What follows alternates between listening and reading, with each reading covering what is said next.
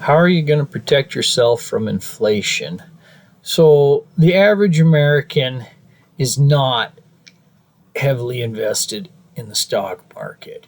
Um, you can say people got retirement savings and such, and in that sense, there are people invested in the market, but there's a lot of Americans that don't have exposure to the stock market, which is a traditional way of trying to keep up with inflation, or even stay ahead of it slightly. So if you don't have a lot of disposable income, your money is just going to surviving every month. You can't really be having your money work for you. And if you can't be putting money away to work for you, you're losing ground against inflation typically.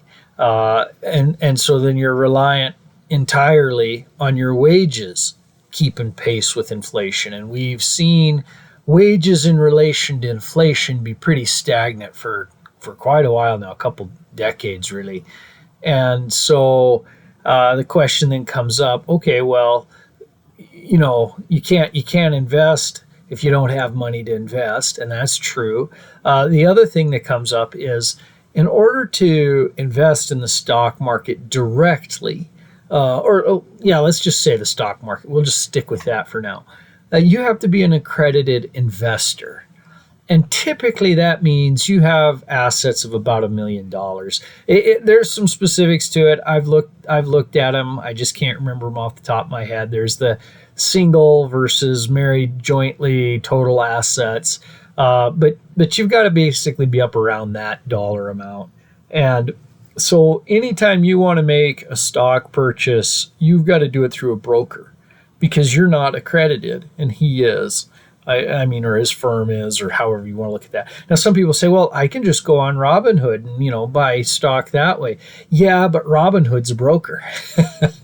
and you say, okay, well, but yeah, it's free. I get free trades. And yeah, but what they're doing is they're bringing volume to whoever they're purchasing that stock from, because they're bundling your trade with bunches of other people's. And so by doing that, then they get maybe a discount beyond what they pass on to you. So Robinhood's not just giving you free trades out of the graciousness of their heart. They're making money, and they're making money that if you could have traded that yourself, would that money have come your way? Maybe. Of course, you're not bringing the same volume probably, but there's some things there. And I think that most people don't realize that if you just got $50 and you wish you could cut out the middlemen and maybe have a little bit better return for yourself, you're not allowed to. Because when the Great Depression happened, there were rules that were laid down in the 30s that were meant to protect people from themselves. And people lost their life savings. And so the idea was, we're going to protect people from themselves. And there's some questions really about that, because a majority of Americans at the time of the Great Depression were not invested in the stock market. The way they got wiped out was the banks. There was no real distinction between commercial banks versus private, or versus small town lending banks. Anybody could speculate in the market. So people would speculate in the stock market. Maybe they'd borrow a bunch from your local bank to do it, and then they'd get wiped out in the stock market, and the banker, your local banker, couldn't get paid for the loan he gave, and then there was no money in the bank, and your savings was gone, because that's what was used to loan to the guy that was speculating in the market. Or maybe the bank itself was speculating directly in the market.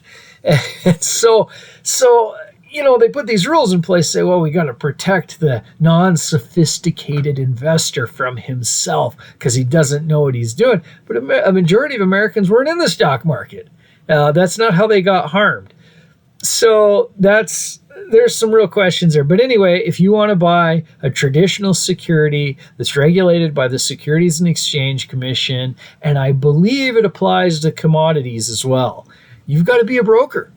And so if you are an average American with not a lot of disposable income, and you don't want money being siphoned off of what little you have every trade, because you could really use it yourself, there's no real good access for you to buy assets to keep pace with inflation.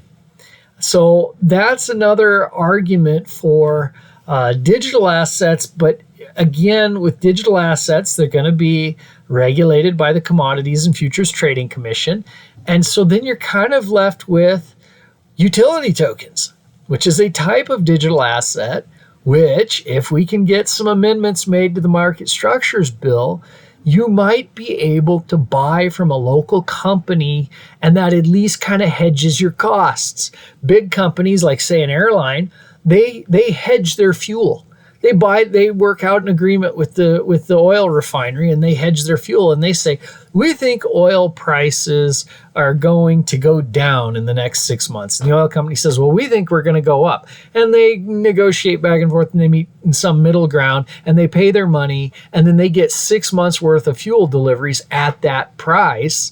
And the oil refinery, they get usage of the money for 6 months, and they can use that to, improve their physical plant. They can use that to make interest on whatever. Both parties walk away happy. They've reached some stability. But you, as a little guy, as they say, the common person, you don't really have those kinds of options. I mean, I guess you can buy stamps, forever stamps from the post office or something.